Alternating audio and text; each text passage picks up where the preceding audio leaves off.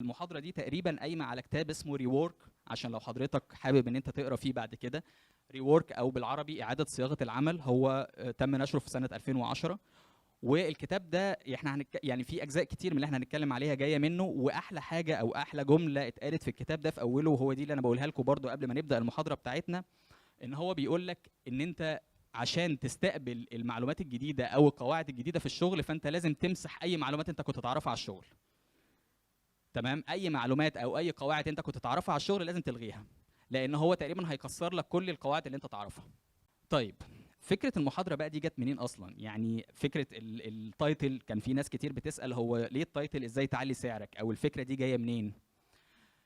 فكره المحاضره دي جايه من لما واحد زميلي خريج صيدله برضه لقيته بيسالني، بيكلمني في يوم وبيقول لي هو انت مش شغال في اداره الاعمال وفي المشاريع وفي سوق العمل؟ فقلت له اه. فقال لي يا اخي سوق العمل ده ظالم جدا. فقلت له ليه بس؟ سوق العمل عمل لك ايه بس؟ فقال لي شوف قارن كده الدخل بتاعي بدخل اي لعيب كوره، او دخل اي مغني عمل له اغنيتين، وقارن دخله وقارن مرتبي، مفيش مقارنه. تمام؟ فسالته ساعتها، قلت له طب هو انت تعرف السنه اللي انا وانت اتخرجنا فيها من صيدله دي كان في كام صيدلي زينا متخرج منها؟ فقال لي لا.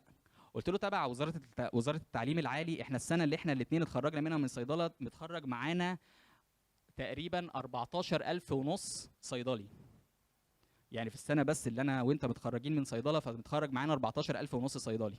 مش بس كده، مش ده الرقم بس المخيف، لا ده المخيف اكتر ان المفروض عالميا كل صيدلي بيقدر ان هو يخدم 1400 شخص. يعني ما هو سوق عرض وطلب، انت حضرتك لازم تفكر في نفسك ان انت كانك سلعه، لما بتيجي تشتغل انت كانك سلعه، عرض وطلب. تمام؟ فهو المفروض ان عالميا كل صيدلي بيخدم 1400 شخص. بس احنا بما ان احنا عندنا في مصر ان الصيادله كتير ما شاء الله. في حد هنا في صيدله او ناوي يخش صيدله؟ طب الحمد لله. فبما ان الصيادله كتير، فهتلاقي ان كل صيدلي عندنا بيخدم 436 شخص بس. تمام؟ انت متخيل فرق الارقام؟ وبعد كل ده انت متوقع ان انت تتقدر ماديا؟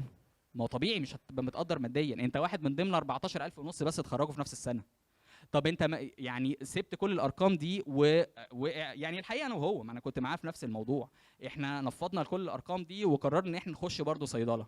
طب هل احنا بقى كان عندنا الميزه التنافسيه؟ في حاجه اسمها ميزه تنافسيه، كان عندنا ميزه تنافسيه او عارفين احنا هنقدر ننافس ازاي ال 14,500 دول عشان نبقى متميزين والشركات فعلا تخطفنا زي ما احنا كنا فاكرين؟ مفيش اي ميزه. طيب، فهو في الواقع احنا بيبقى عندنا مشكله. شايفين الصوره اللي هي القطه اللي شايفه نفسها نمر دي في المرايه؟ احنا بيبقى عندنا نفس الشعور ده مرض، يعني هو عندنا كلنا، ان احنا كل واحد فينا بيبقى شايف ان هو يستحق اكتر من اللي هو فيه. انا حاسس ان انا استحق اكتر من كده. انا شغال في شركه حاسس ان هم ظالميني ماديا، انا مش متقدر ماديا كويس. الشركه دي ظلماني، ده المفروض ان هم يدوني 10,000.